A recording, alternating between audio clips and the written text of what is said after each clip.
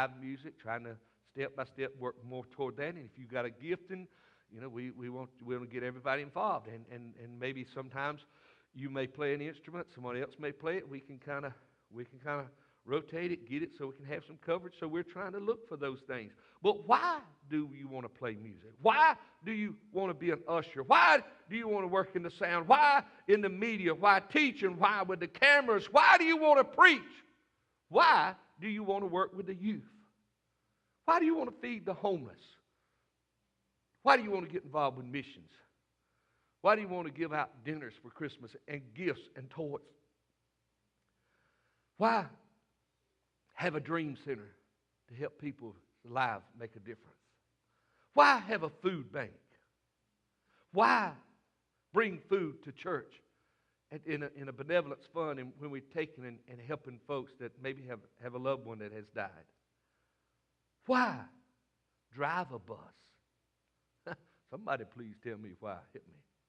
Why do you clean the church? I thought of Sister Avis as she tries to do that, and we have so many volunteers that I couldn't go over everybody's list. But why run the thrift store?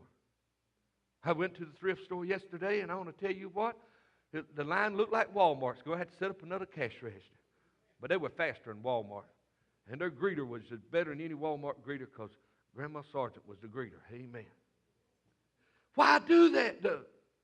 Why are you a deacon? Why are you an elder? Why are you a bishop? Or whatever you are, why are you that? Why are you doing that? Listen, if it's for God, then it's got to be because of love. It's got to be because I tell people that get interested or have a little tingling about becoming a pastor, I literally tell them, if you can do anything else besides pastor, do it. Someone said, oh, pastor, you're trying to discourage. No, I'm not trying to discourage. I'm not trying to be ugly in any way. But pastoring's got to have a heart. It's got to be a life. No longer a job, but a life and a purpose. Why? Listen, can we quit loving even if we're at the end of our rope? Huh? Can we quit loving if we're at the end of our rope and we need help ourselves? Can we quit? No. No. God was stretched from the east to the west, and he continued to love. He continued to reach out with such pain and such agony.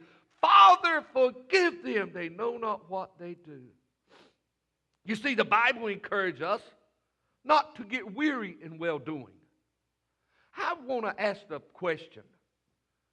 How many of you have really been doing something good? You know that God would approve of it. You felt right about it, and it lined up biblically. It was good purpose, and you did it for the right purpose. And you got weary, you got tired, you got discouraged, you just wanted to quit. How many of you, other than myself, including myself, either way, how many of you have felt just like quitting? And maybe if you didn't raise your hand, you didn't understand the question, or some of you might not raise your hand no matter what the question was. But if we all been involved with the work of God, we all have come to those times of wanting to quit. Wanting just to lay it down for a little while. I got this little story off of Dr. Merritt's today, and really he had an awesome service on marriage. I don't know, but it seems like there's little drifts that I'm hearing that major ministries that their husband and wife are divorcing. I'm telling you, I thank God for my wife of 35 years. And if she behaves herself, we might make another 35. Amen. But it goes against the preaching and the teaching. I encourage you to pull up Touching Lives, and it's a powerful sermon on today of that, Dr. Merritt, right out of Atlanta, Georgia. There was a story he told, and I felt that it might work along with what I'm talking about today. Because we got to know why. And are we going to quit? Are we going to push on? Are we going to give up? Are we going to fold the tent? Or are we going to stretch out the ropes and enlarge our borders? You see, yesterday, Mr. Day, he got hooked. Yeah, it's not something that I could reel out and put a hook in him, but the purpose of what he was doing. We started off yesterday. We had prayer breakfast. We had a pot of grits. I enjoyed myself to half a pot and left the other half to the other folks. Amen.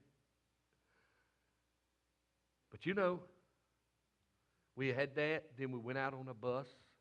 We had enough folks. We had about 13 that went out visiting. Pastor Porter said, I feel like something's happening. In essence, I believe that's what he was. He was just feeling that God is moving because a band of men whose heart had been touched by God. Last week, we had Brother Jeff that's going to be working with music the 15th at the conference. He said, it's just amazing to see how many men that's involved with the church. We thank God for the women that's involved. But see, a lot of church, if it wasn't for the women, it wouldn't have church.